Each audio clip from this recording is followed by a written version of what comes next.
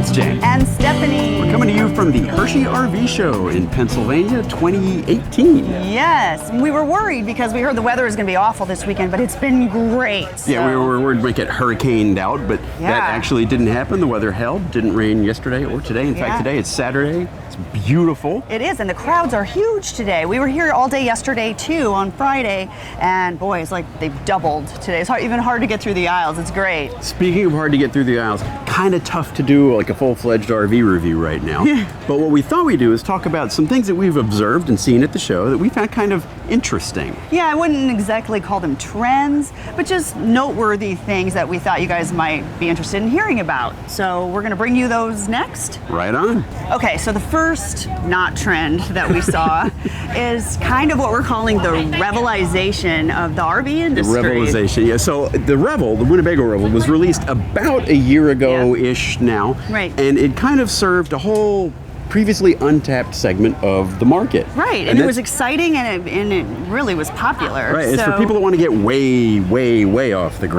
Right. And I think the rest of the industry, RV industry, took note, and now that has inspired a lot of changes that we're seeing around the show. We're calling it like the trickle-down effect. We're seeing a lot of these features show up in other types of vehicles, other RVs. Like this first one that we saw was the Nobo. Oh yes, the no boundaries. Right. So it's basically just a little pull-behind trailer, but it has a number of super cool features that are meant to take way off the beaten path. Right. Well, and it did come with a cooler. It didn't have any like great stuff inside. There's a bed inside, which is all you need if but you're better gonna than the bed inside was the bed on top. Oh, I know. It was so cool and fun. It was so fun. But also had a cooler and a cooktop with it and a bunch of different packages. Right. It's meant to get you way out there. Remember they had the Overlander package too. That's right. That's right. With beefed up suspension, that sort of thing. Yeah. Another one we saw was this GeoPro. Yep. Another little pull-along trailer, and you crawled underneath it. Yeah. So that one, I actually got some footage underneath it of the suspension. It was raised pretty high up, so you can take it on some pretty bad roads, and you'd be okay. Yeah. But even not RVs, right? Even just pop-up trailers on top of Jeeps. There's some of them right behind us. Oh, yes. Well, not pop-up trailers, just like a tent. A pop-up tent, sorry. Yes. On top of a Jeep. Can you imagine having that as a kid? Oh, man. I would have thought that would be way cooler than even RV. Ultimate fort. Sleeping way up high, and the views up there were fantastic. Right, and since we're talking about revelization, let's not forget the Revel itself. They've made a super cool update that I like. It's way more badassy. Can I say that? I think you just did. So they always had a roof rack on it, but now they've got this super cool fairing on top, and it's got lights on it. Oh, I know, the lights that made it even more badass. And see, now you've said it. Well, we have a fairing. James built a fairing on our Travato, but it doesn't have the lights, so it's not as badass. Less badass. Okay, and the next not trend that we've noticed here is sort of the continuation of the European influence in the North American RV market. Yeah, and nothing shows that off better than that Avia trailer that we spotted, the NuCamp, yeah. The NuCamp, yes. It looked like it just rolled right off the floor show from the Dusseldorf From show. Caravan Salon, Salon, yeah. It very European, obviously, on the outside when you get a look at the outside. Yeah, but also on the inside as well. There were a number of like the 3-burner stove they had there, and then the little shower head thing that they had was very.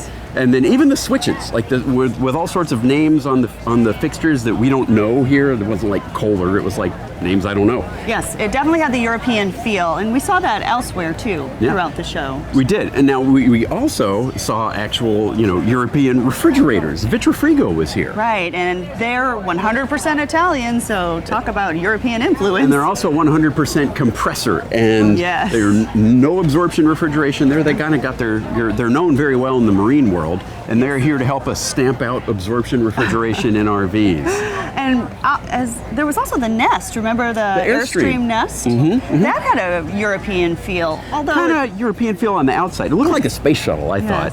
But really stylish appointments on the inside. When you get inside, it's an Airstream. That's one thing Airstream does very well, is when you get into an Airstream, you're in an Airstream. Right, they do have that down well. But you can definitely get the hints of the European influence just from the lines on the outside and stuff. It's very interesting. And speaking of European influence, I found actual Europeans.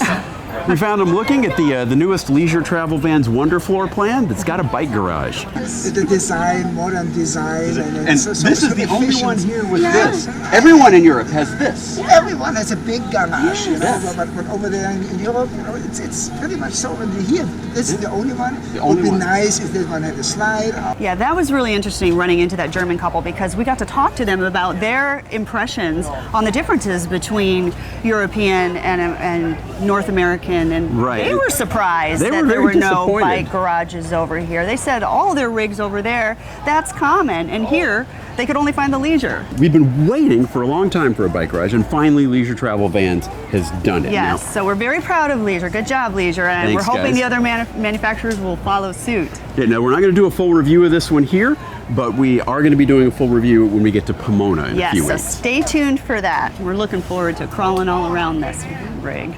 And the last thing, this definitely isn't a trend because it's one rig that we saw that was interesting, was the new Airstream Interstate, but it's just a little 19-footer. Yeah, and that's the model name, isn't it? The 19. I think they call it Interstate That's 19. It's on a easy to remember. shorty sprinter. Yeah. But the interesting thing about this is when I went inside, I didn't feel like they gave up much. Yeah, I was surprised by how it felt compared to our Travato. It didn't feel much shorter, so No. it was pleasant to see. Yeah, it was hard to determine what they cut out because Right. it seemed to have pretty much everything that a standard Interstate would have. Yeah, well, the wet bath was small, but you know they worked well with it. The appointments were nice. I did notice that the microwave was Oh, small. I yes. got a small microwave. And the fridge. And the fridge was a little small too. But beyond that is really tough to see what you're giving up by going down to 19 feet. So hats off to Airstream. Yeah, they did a great job on the finishes. It's definitely worth giving a look. And it's certainly more nimble.